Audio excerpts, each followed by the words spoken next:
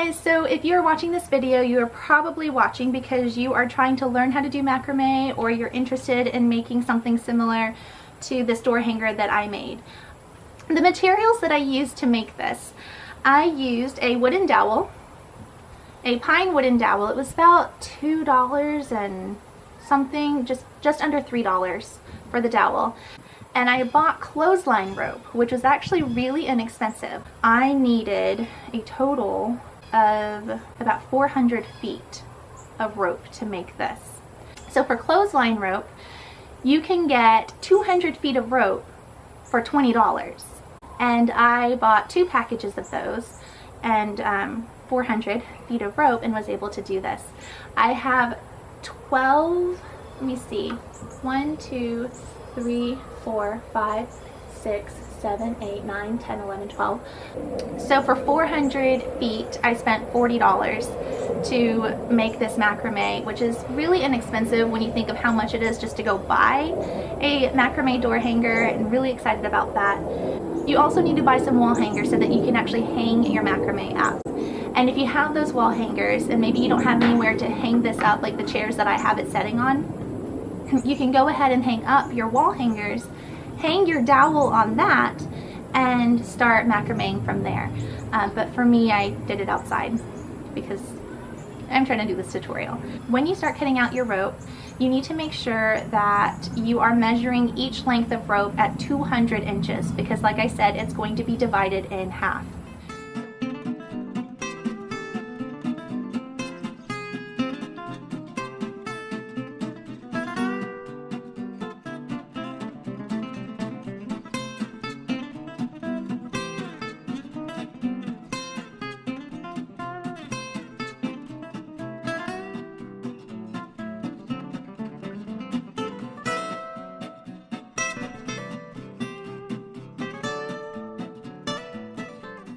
So when you measure it out to 200 inches and you cut it, you're going to notice that your rope is going to start fraying.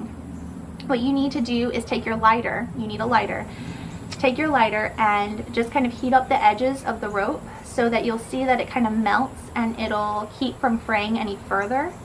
And if you want to, you can knot the ends of your rope as well, but I don't find it necessary. It's working fine for me the way that it is. All in all, I spent about $40 on this entire DIY project. So I'm going to show you how I did it by using these 2 different colors of string. They're right here. So I have blue and I have yellow. And each one of these knots, it looks like I have 4 strings, but I don't. I actually just have 2 strings. And what I did is that I found the center of each of those strings, and you can see that here, and I looped it around and I pulled this string through. So I have this loop and this string is going through that loop. Trying to get this right. And now you'll see this knot.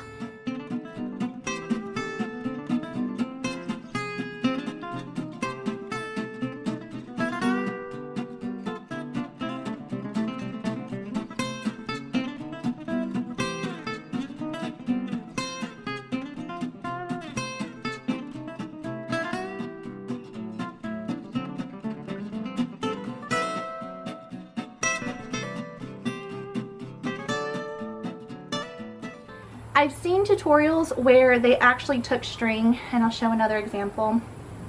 They took string, they hung it over and then tied a knot here, and I'll show you what that looks like.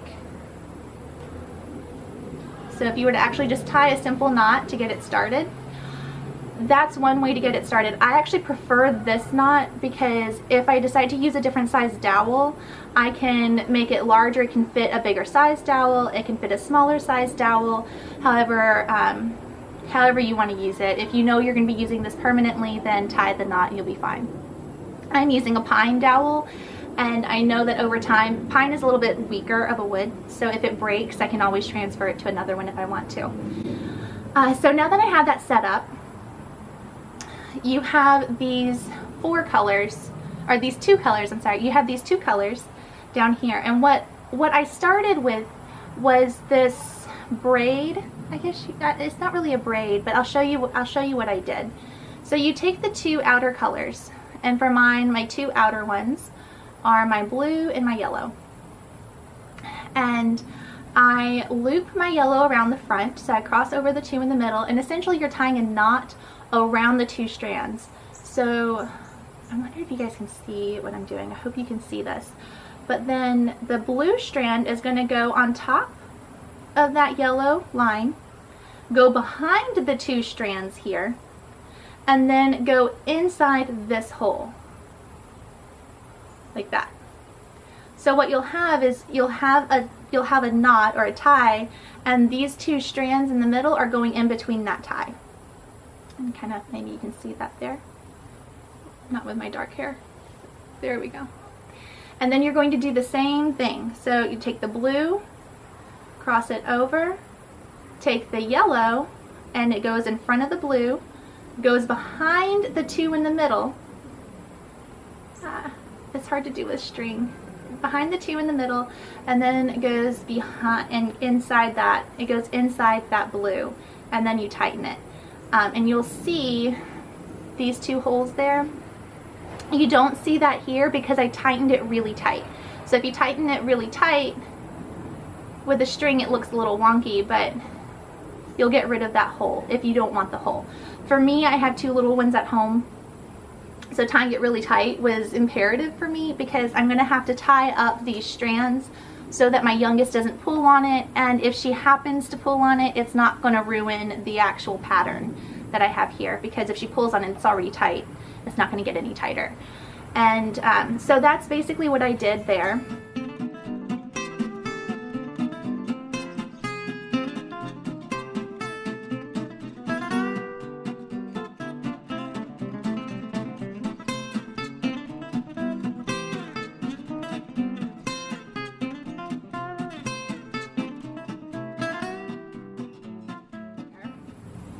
If you take another strand, and this is how you get this really cool weavy look, woven look, is let me go ahead and do the same thing with this one.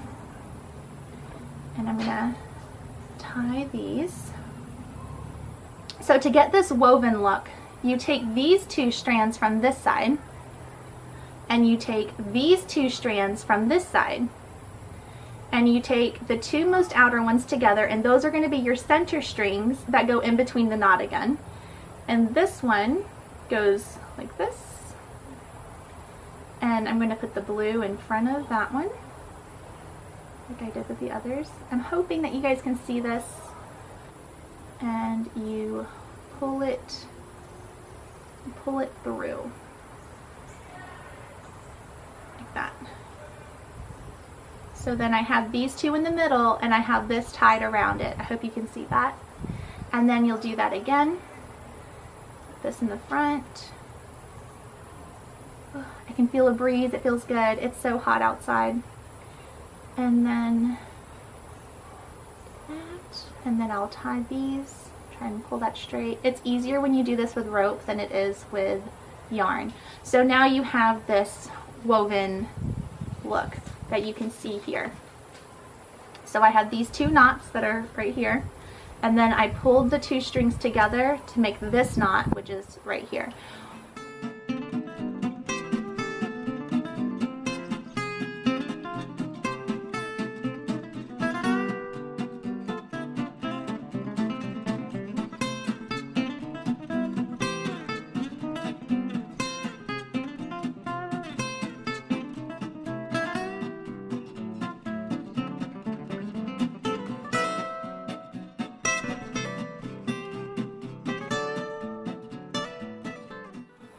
You just keep weaving it until you get to the desired length that you have. But I also have this 4-strand braid just to kind of add a little something different to my macrame, and I'll show you how I did that as well. I'm going to take these two and just kind of put them to the side because I'm not going to need those to do the 4-strand braid because I already have 4 strands right here. So to do the 4-strand braid, basically it's kind of the same concept as a regular braid. You're weaving it through. So you're going to take this first string and you're going to weave it in front of this one, behind that one, and in front of that one. And then, so I'll show you what that looks like. So I'm going to take this string, I'm going to go inside this one, outside that one, and over that one. So you're going in and out, in and out. Once it's made it to the end, take the next piece and go inside, outside, and inside, and well, not inside, but in front, behind, in front. So then this one is also going to go in front, behind, in front. And then again, you can guess this is the same thing, in front, behind, in front. And you just keep going and you'll get a really cool 4-strand braid.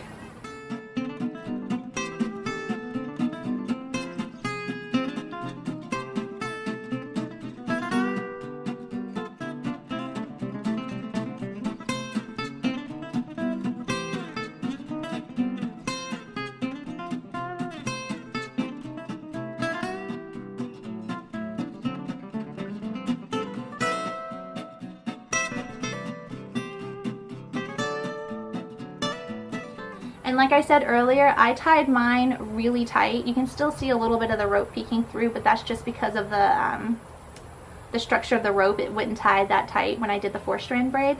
But if you keep going through that way, you'll end up with something really cool like this. And then at the bottom here, I did the same woven design that I showed you guys at the top. That's all I did, and it came out beautiful. I'm really excited about it, and fairly inexpensive. Thank you guys for watching. If this is anything that you'd like to see more of, let me know by subscribing and commenting below. If there are any projects in particular that you'd like to see, let me know.